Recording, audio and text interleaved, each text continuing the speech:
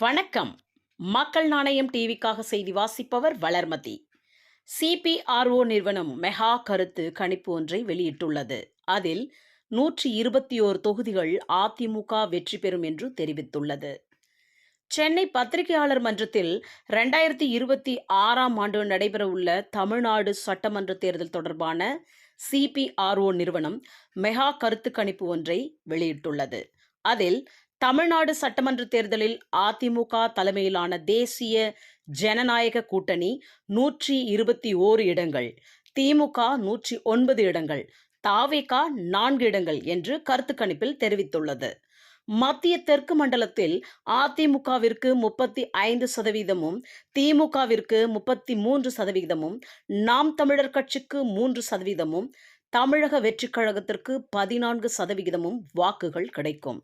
இத்தேர்தலில் விஜய் வரவால் அதிமுகவுக்கே சாதகங்கள் அதிகமாக இருக்கிறது. தவேக பெறும் ஓட்டுகளால் அதிமுக திமுகவுக்கான வெற்றி, தோல்விகள் 1000 முதல் 5000 வாக்கு வித்தியாசத்தில் குறைந்தது 80 தொகுதிகளில் இருக்கும் என்பது திமுகவுக்கு ஷாக் கொடுக்கும் ஒரு கணிப்பு. சென்னை மண்டலத்தில் அதிமுக 30%, திமுக 36%, நாம் தமிழர் கட்சி 5%, தமிழக வெற்றிக் கழகம் 26% முறையே. டெல்டா மண்டலத்தில் அதிமுக 38%, திமுக 39%, நாம் தமிழர் கட்சி 6%, தமிழக வெற்றிக் கழகம் 11% பெறுவார்கள்.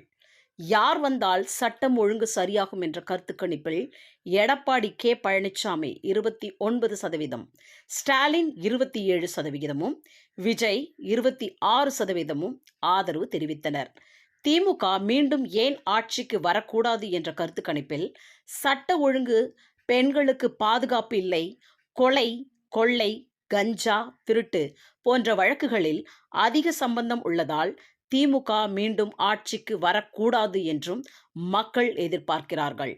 சிறந்த நிர்வாகி யார் என்ற கருத்து கணிப்பில் ஸ்டாலின் 33%, எடப்பாடி பழனிசாமி 31%, தேர்தல் அறிக்கைகளில் சிறந்த தேர்தல் அறிக்கை எது என்ற கருத்து கணிப்பில் திமுக 35, அதிமுக 33, நாம் தமிழர் கட்சி 12, தமிழக வெற்றிக் கழகம் 16% ஆதரவு என்றும், மேலும் தேர்தல் நெருக்கத்திலும் போஸ்ட் நாட்களிலும் சிறு சிறு மாறுதலுக்கான வாய்ப்பு உண்டு என்று தெரிவித்தனர். செய்தியாளர் அசோகன் பாப்பையன்.